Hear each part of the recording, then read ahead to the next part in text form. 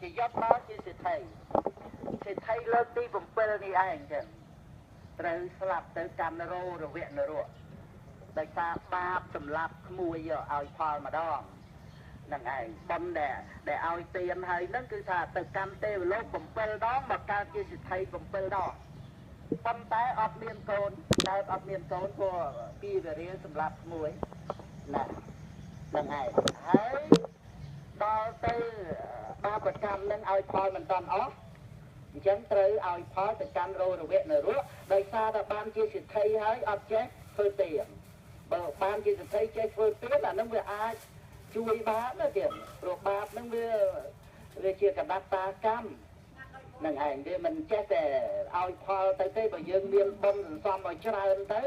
ធ្វើទៀនឲ្យរឿយទៅប៉ុន្តែធ្វើអត់បានកំណាញ់មកពីអីមកពីស្ដាយឧបនិស្ស័យស្ដាយនេះថាដាក់បាតព្រះវិជ័យកពុទ្ធសុទ្ធតែរបស់ល្អតែកាលណាស្ដាយវាជាប់អាជាតិកំណាញ់នឹងមកអាស្ដាយនោះគឺកំណាញ់នឹងចឹង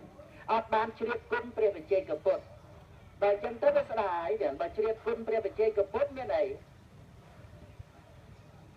បើបានជ្រាបគុណទៅថាអូសប្បាយបានរបស់ល្អប្រណិតដូចយើងបូជាពុទ្ធពធប្រសង់អញ្ចឹងយើងសប្បាយណាស់សំបីតែប្រណិតជូនឪពុកម្ដាយយើងអីព្រះអរហន្តរបស់យើងឪពុកម្ដាយហ្នឹងណា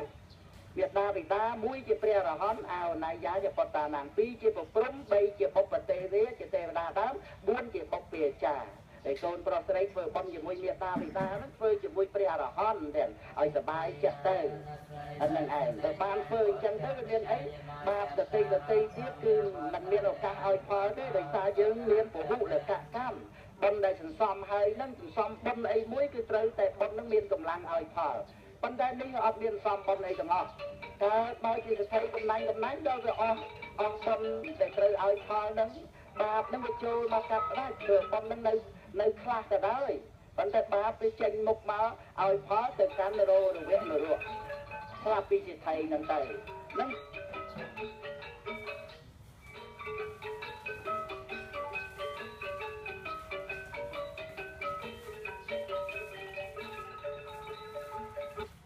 ទៅទ្រព្យសម្បត្តិព្រោះទ្រព្យសម្បត្តិហ្នឹងណាហ្នឹងហើយសម្រាប់ខ្លួនឯងសម្រាប់អីសម្រាប់ទីពឹងណាទៀតសម្រាប់ទីពឹងគឺមិនឲ្យខ្លួនឯងនឹងបានទីពឹងនឹងឯងចឹងនឹងគឺហនន្តេភោគាទុំមេខាំងបុគ្គលល្ងងខ្លាំងណាសម្រាប់ខ្លួនឯងព្រោះហេតុតែទ្រព្យសម្បត្តិនឹងចឹងហើយមិនងាយយល់ទេពាក្យថាសម្រាប់ខ្លួនឯងនឹងពីព្រោះវាមិនមែនធ្វើអត្តខេតក្នុងបច្ចុប្បន្នហ្នឹងឯណាតែជាការសម្រាប់កុសលធម៌